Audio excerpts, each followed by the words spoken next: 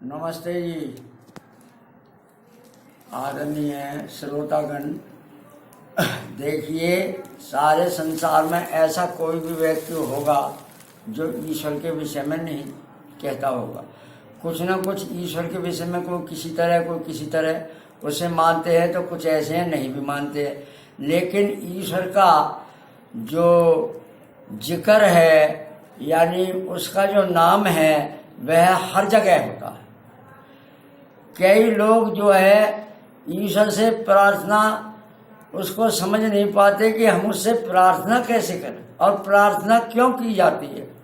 देखिए, प्रार्थना जो होती है, जो सच्चा होता है, जिसका हृदय शुद्ध होता है, जो शुद्ध और पवित्र होता है, जो दयालु होता है, जो न्यायकारी होता है, वो प्रार्थना को निष्पक्ष होकर और दया भावना से सुनता है। जब हम उसके सामने प्रार्थना करते हैं, जो परमात्मा है वह हृदय में भी रहता है। अगर हम उस प्रार्थना को हृदय में भी करें तो भी वो जान लेता, क्योंकि वो हमारे ही नहीं, जो चेटी हैं, मकोड़े हैं, कीड़े हैं, बड़े पशु हैं, पक्षी हैं, उनको जो दुख सुख होता है और उनके हृदय में जो इच्छा होती है, उसे भी परमात्मा जानता है। क्यों? क्योंकि वो उसमें भी व्यापक है, उसके हृदय में भी व्यापक है, उसकी आत्मा में भी व्यापक है। परमात्मा ही एक ऐसा है जो संसार के प्रत्येक वस्तु में व्यापक है और सब व्याप्य है। यानी परमाणु व्याप्य है, जीव व्याप्य है और परमात्मा व्यापक है। तो परमात्मा व्यापक होने से हमें अभी तक ये सबको ये पता नहीं है कि उसकी प्रार्थना हमें क्यों करनी चाहिए, उस प्रार्थना का फल क्या है। देखिए, जब हम परमात्मा से प्रार्थना करते हैं और उसको, लेकिन उससे पहले उसका जानना भी जरूरी है कि वो कैसा है। वो सब जगह है और वो न्यायकारी है, किसी भी रूप में क्षमा नहीं करता। वो लोग समझते वो क्षमा कर देगा। अगर ईश्वर क्षमा करने लग जाए तो सब पापी हो जाए, ईश्वर को भी पाप लगे। एक राजा जो है यदि न्यायकारी है तो वो क्षमा कैसे करेगा, उसका पाप लगेगा उसे। लेकिन जो उसकी प्रार्थना का फल है वो दो है। एक तो फल उसका ये है कि हमारे पाप क्षमा नहीं होते, लेकिन हम परमेश्वर के उपासना करने से, उससे प्रार्थना करने से हमारी आत्मा का बल बढ़ जाता है।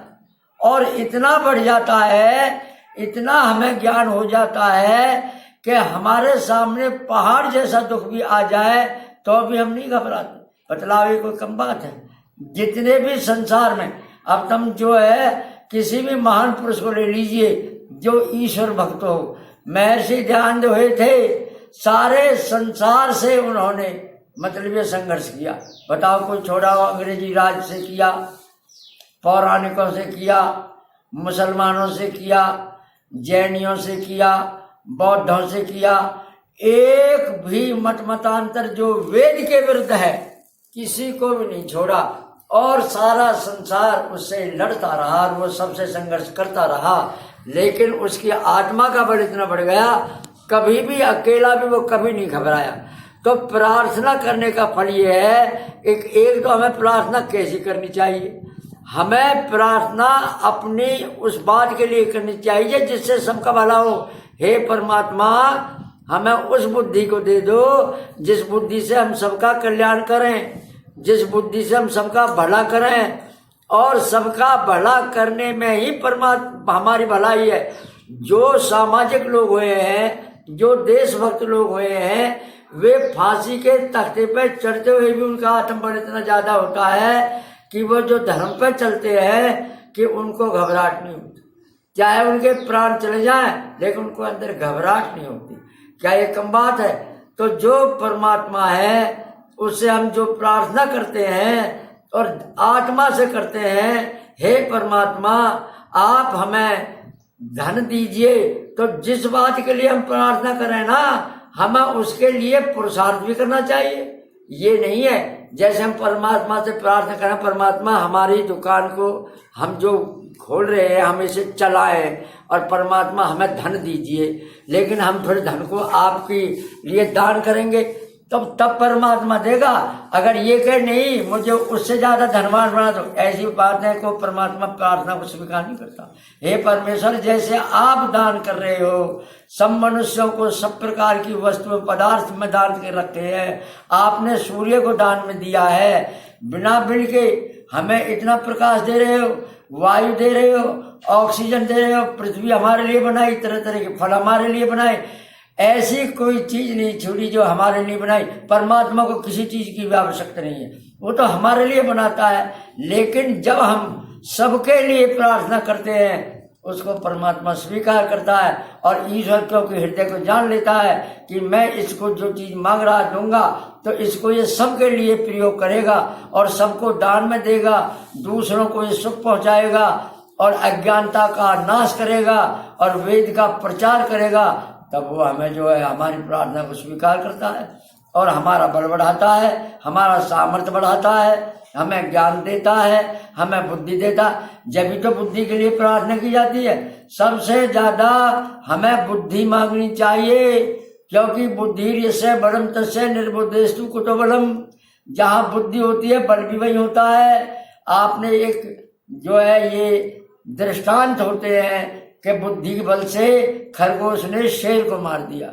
अब बुद्धि बल से ही जो राजा बुद्धि बल से लड़े हैं और उनमें अपनी भी शक्ति और बुद्धि से लड़े हैं वही सफल हुए हैं। कृष्ण जी इसीलिए सफल हुए, रामचंद्र जी इसीलिए सफल हुए, जिन्होंने परमात्मा को माना और बुद्धि से अपना कार्य किया, इसलिए उनके संसार में यश उनको मिलता है। यश भी उनको मिलता है जो बुद्धि का दान सबसे ज्यादा है। ओम याम मेधाम देवगणा पितर चौपास्ते तया मामत मेधागणे मेधाविणम कुरु। देखिए परमात्मा जिस बुद्धि को आप ऋषि मुनियों को देते हो, विद्वानों को जिस बुद्धि को देते हो, आप हमें वैसी बुद्धि को दीजिए। देखो पहले जो हमारे ऋषि होते थे राजा भी उनके पास जाते थे, वन में जाते थे, उनसे पूछते थे और उनकी आज्ञा को टालते नहीं थे। राजा दशरथ के पास विश्वामित्र ऋषि आए और अपने प्राणों से भी प्रिय जिनको नहीं देना चाहते थे, वशिष्ठ मुनि के कहने से उन्होंने अपने पुत्रों को जो प्राणों से भी प्रिय थे उनको दे दिया। और फिर उन्होंने 10 साल कितने अस्त्र शस्त्र विद्या सीखी और कितने दुष्टों को मारा। तो कहने का मेरा तात्पर्य है कि ईश्वर से आप प्रार्थना करो तो उससे पहले आप प्रार्थना को जानो। उसका सबसे बड़ा फल यह है कि आपकी आत्मा का बल बढ़ेगा और ईश्वर की प्रार्थना को आप वेदों से जानो, जो वेद में लिखी है, क्योंकि वेद ईश्वर करते हैं, इसलिए उनसे आप प्रार्थना को जानो। जो उसमें ईश्वर ने आज्ञा दी है उसका पालन करो और उससे प्रार्थना करो। इतना कहकर मैं सबका धन्यवाद करता हूँ।